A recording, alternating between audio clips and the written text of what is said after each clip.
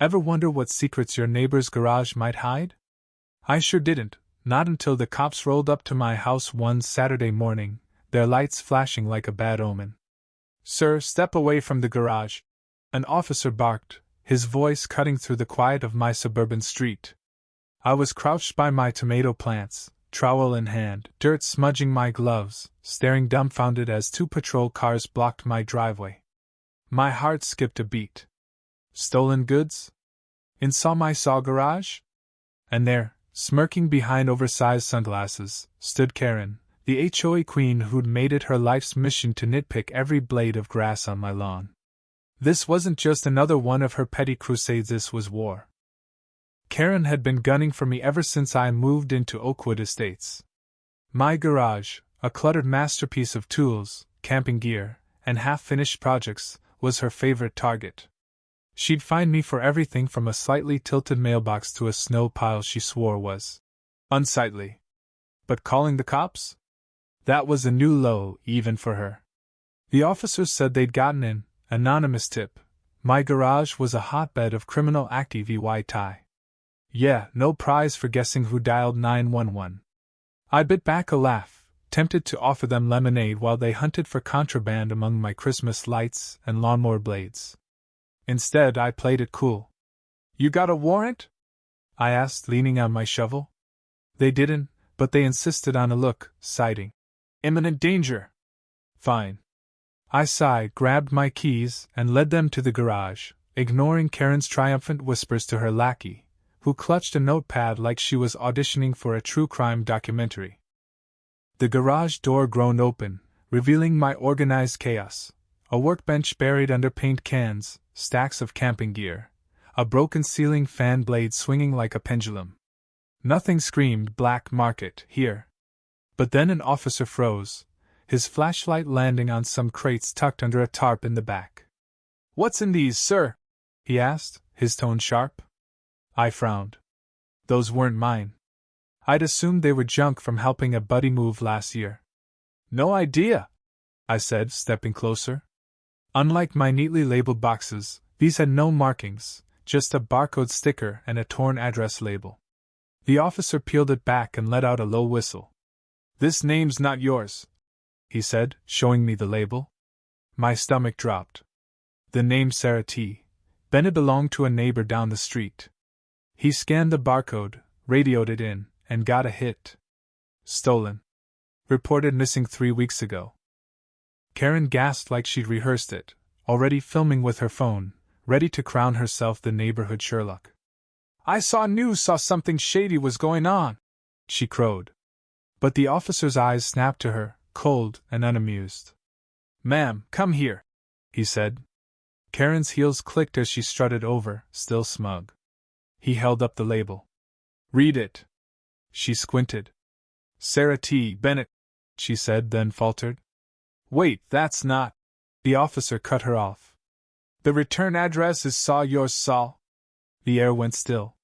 Karen's face drained of color. Her lackey's notepad hit the pavement with a slap. Nobody breathed for a solid 5 seconds.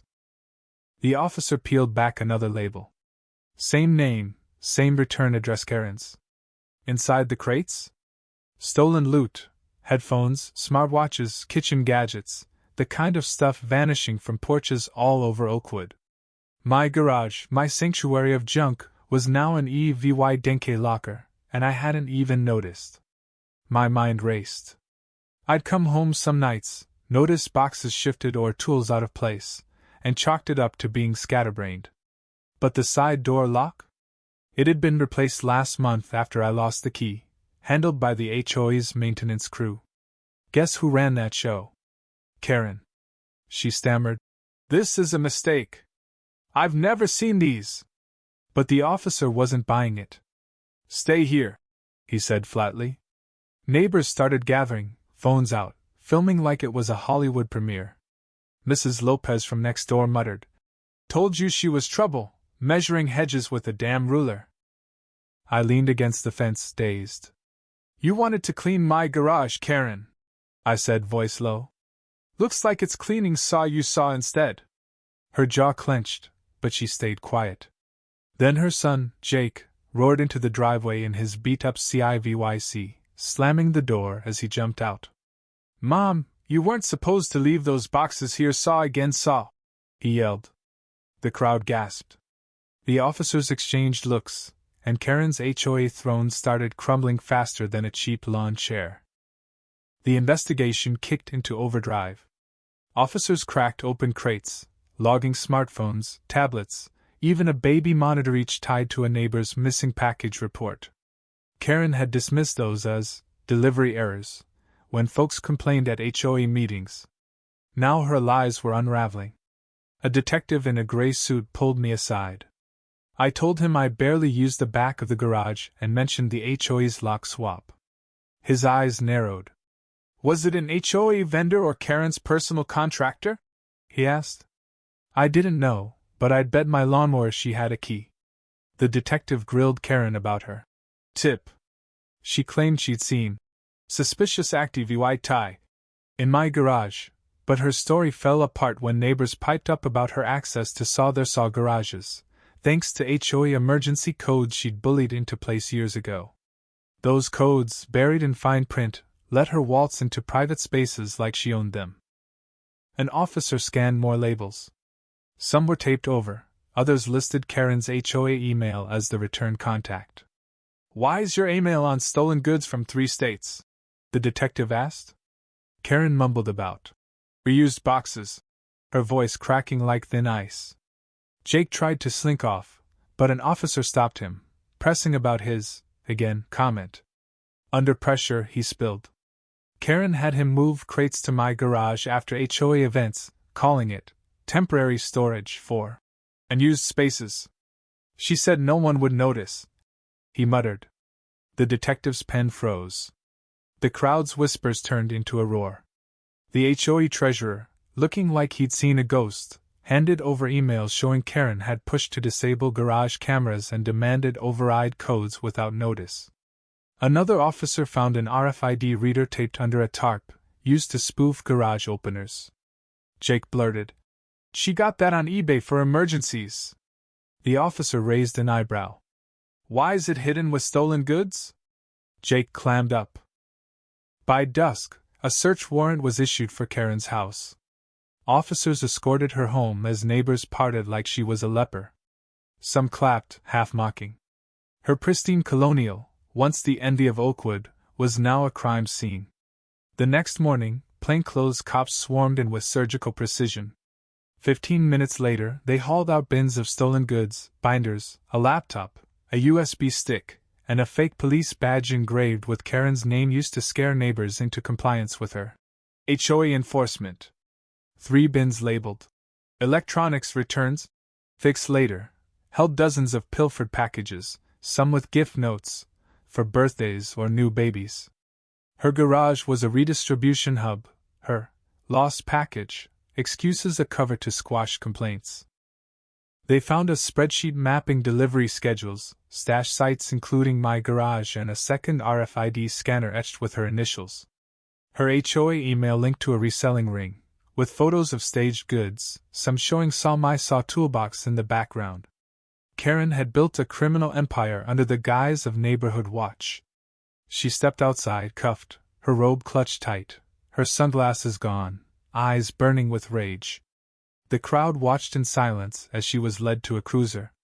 Jake trailed, cooperative but shaken, swearing he thought he was just MOVYing, misdirected, packages, not aiding a felony. An emergency HOA meeting was called. The treasurer apologized, admitting they'd ignored Karen's overreach. He showed me her access log, 7 late-night entries to my garage. "We failed you," he said. I nodded, too shell-shocked to reply. News vans rolled in, and the story blew up. HOA tyrant busted in porch piracy ring. Hit the headlines. Online, the garage justice trended with memes of Karen's cuffed walk and a petition to ban her from HOAs forever. The FBI took over, tracing her sales to a shell company. She'd been flipping goods for 3 years, using fake LLCs and encrypted apps.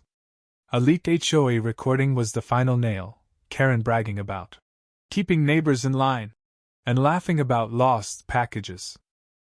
I testified at her trial, recounting the raid and her lies. Karen sat, shrunken, her arrogance gone. The jury convicted her on all counts: mail fraud, wire fraud, impersonation, burglary. The judge called her predatory, sentencing her to 18 years, no bail. Her house was seized, her legacy torched. Neighbors cheered, but debates sparked. Was she a criminal mastermind or a desperate control freak gone rogue? Oakwood changed. We ditched HOA fines for a block party, started a tool co-op, and painted a mural on the community fence, an open garage, neighbors united, and a shadowy Karen locked out. Jake donated tools, seeking forgiveness. My garage, once her hiding spot, became a symbol of resilience. I didn't ask for this fight, but sometimes opening a door is all it takes to expose the truth and rebuild what's broken.